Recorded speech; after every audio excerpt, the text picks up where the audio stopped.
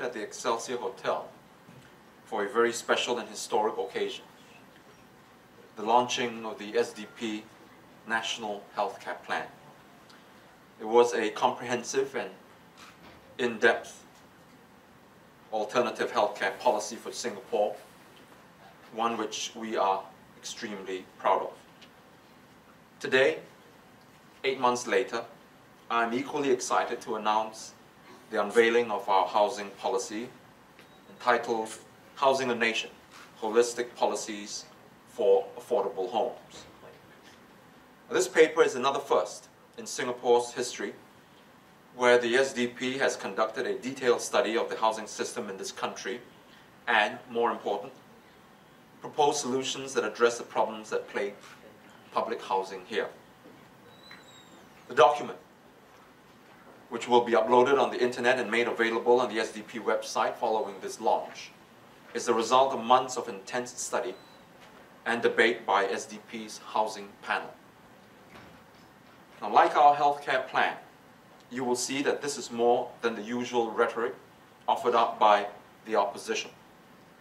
It is a plan, comprehensive and detailed enough, that enables a government and its public servants to implement.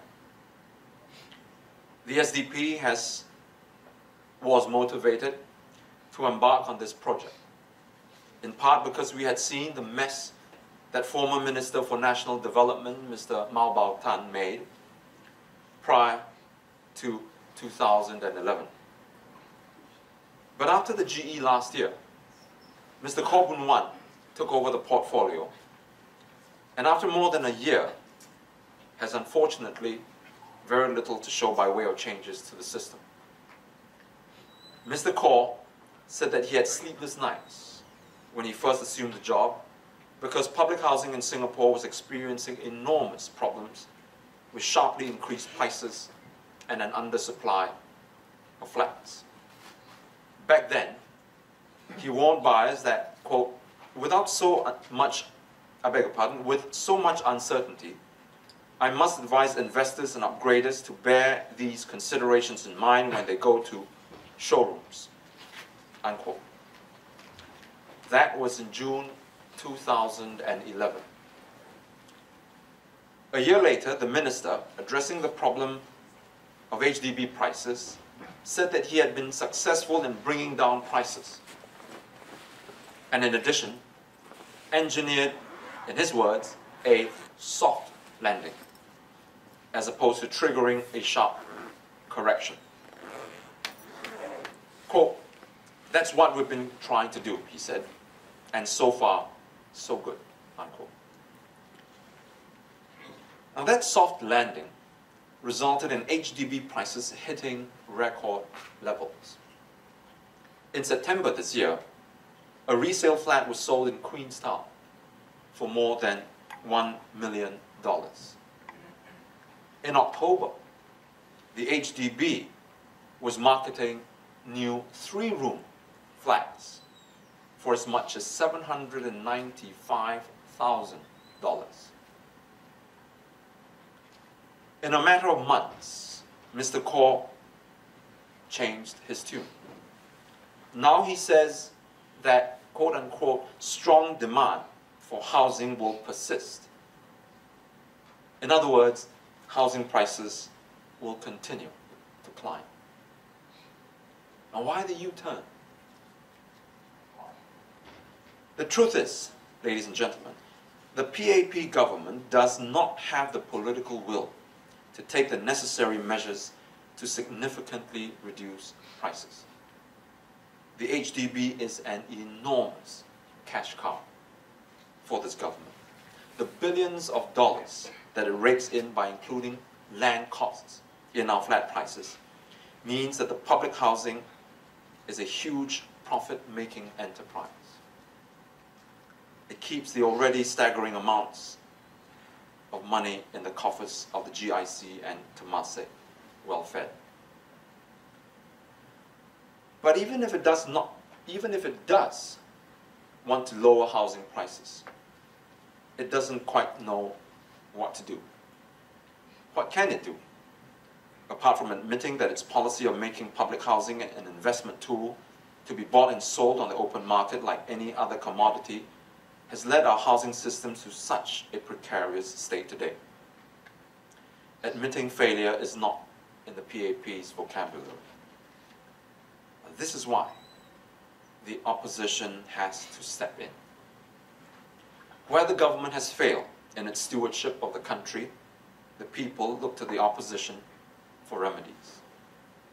To this end, the SDP is stepping up, and we are taking the proverbial bull by its horns.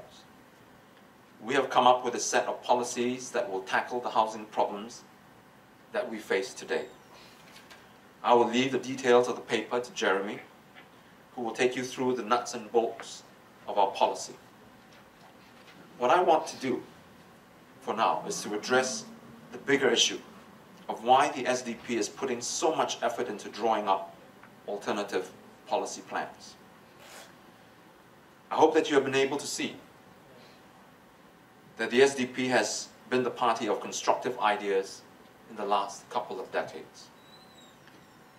But since the last general election especially, we have seen more and more people from the various professions coming closer to us and working with us to formulate substantive policy positions. We do this because we recognize that the governing party has become directionless, clinging on to its archaic practices and policies in a changed and changing world. Because of its autocratic nature and top-down approach to problem solving, the government has been unable to address the aspirations of the people. We see an entire generation of Singaporeans increasingly desperate, disillusioned with the PAP, and the futures becoming increasingly bleak. Is it any wonder then that a majority of Singaporeans indicated in a survey that they want to leave this country? Such is the signal failure of the PAP government. But if not the PAP in government, then who? Who can the people turn to as an alternative? This is the dilemma that Singapore finds itself in. To be sure, this is the situation that undemocratic countries find themselves in. Authoritarian regimes crush their opponents and render the opposition incapable of performing their duties. It's either a bad government or bust. This is a situation that we must desperately get out of. And this is why the SDP works so hard to become the party of choice, the party that Singaporeans can look to as an alternative. But rather than puff ourselves up and engage in braggadocio, we want to let our work, our ideas, our actions do the talking. In the past several years, despite our lack of resources, despite all the negative publicity, and despite the crippling legal sanctions against us, we have worked to become a party that is competent, constructive, and compassionate. In other words, a party that can take over as government. That remains our objective. The drawing up of our alternative policy plans is but one aspect of this effort. Apart from our policy unit, our communications team have endeavored to become even more effective in our online reach. Our ground operations continue to expand our ground campaign, and our training and development unit work to raise the quality and quantity of our membership. These are not boasts. I hope you don't take it the wrong way. I tell you all this because I want you to know that we are doing everything we can to extricate our country, to extricate our country from this perilous position of being stuck with a one-party state. It is our way of encouraging you to come off the sidelines and help the party that is working to take Singapore in the right direction. And as more and more Singaporeans, competent, principled, and dedicated Singaporeans, step forward to join our ranks, as we hope you will do, you will see a bigger and better SDP develop. I am confident that the publication of this paper will take us another step closer to our goal, and that it will be another demonstration to Singaporeans that there is an emerging alternative ruling party.